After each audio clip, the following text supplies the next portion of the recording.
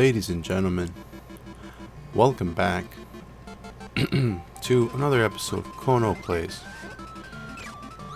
Today we're broadcasting the review of Kirby's Dream Land for the Nintendo Game Boy. A little background, basically as many people know, but just in case you don't know, this game was made by the creator of the Super Smash Bros. Series, Masahiro Sakurai. I believe I said his name correctly. Yeah, he's basically the man behind, this game. He created this series, the Kirby series, and this was the first game released in the Kirby series. Kirby's Dream Land for the Game Boy. Honestly, I like this game. It's really fun to play. It's really fun to just pick up and play. You don't need to be a super genius gaming expert to play the game. You can just jump right into it. It's one of those games. It's not that bad.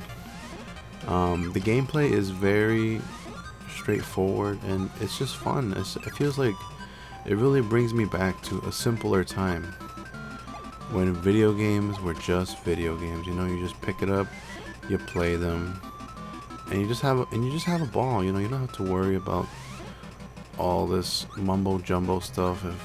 If I got extra DLC, I guess it's cool and all, but this was just simple. Kirby's Dream Land. You just run around, you go around, you start flying everywhere.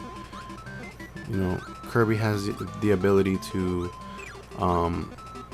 swallow air, but obviously if someone's in his way, then he or she will get sucked up, and he can just turn them into a star and just shoot them back out his mouth.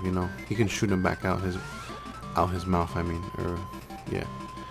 But overall, the gameplay is pretty solid. It's 2D platforming goodness for the most part. You just go around trying to defeat enemies, and that's pretty much what I think a lot of people look for in the games. They just want to go around and just have a good time, have an adventure, trying to just go around defeating bad guys. So yeah, the gameplay is pretty good, and the graphics. Well, the thing is, for this, I'm playing my Kirby's Dream Land cartridge on the Game Boy player on the GameCube. So it looks like this, but it doesn't look that bad. If I was playing it on an original Game Boy, like the original 1989 Game Boy hardware, it would just be it would just be the four confined colors, on the Game Boy, green LCD type screen or whatever it is, and yeah, it would just look like that for the most part. It looks like that on the GBA, on the Game Boy Advance SP as well.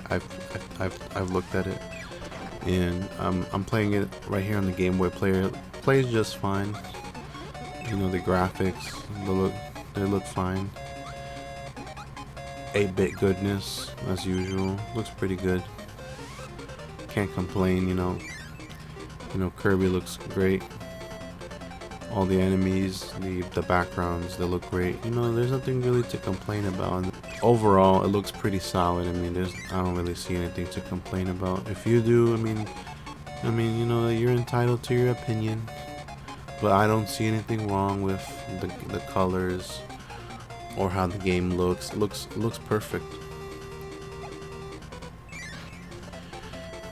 And then the music. Well, like I said, it's a Game Boy game, so you're gonna get 8-bit instrumentation, but it's pretty good. It doesn't sound annoying or anything. Well, to me it doesn't. I don't know about anyone else, but the music in this game, it doesn't sound too shabby. It's pretty good.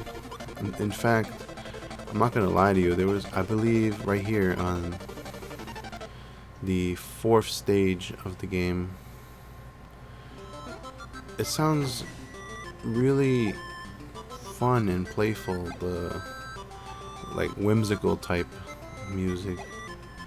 It sounds really fun, like to listen to. You know, well, in fact, I was gonna say like. It almost made me tear up a little bit, just the way it sounded. I don't know. It just sounded like I was a kid again or something.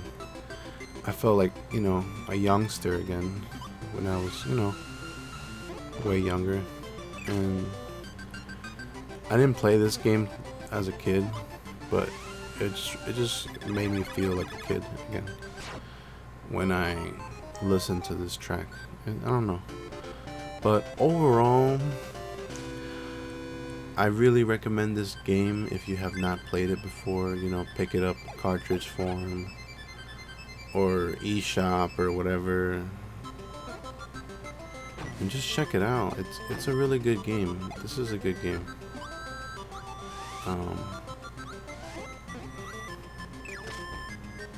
There you have it, folks. Kirby's Dream Land for the Game Boy. I hope you guys enjoy the review. More reviews to come.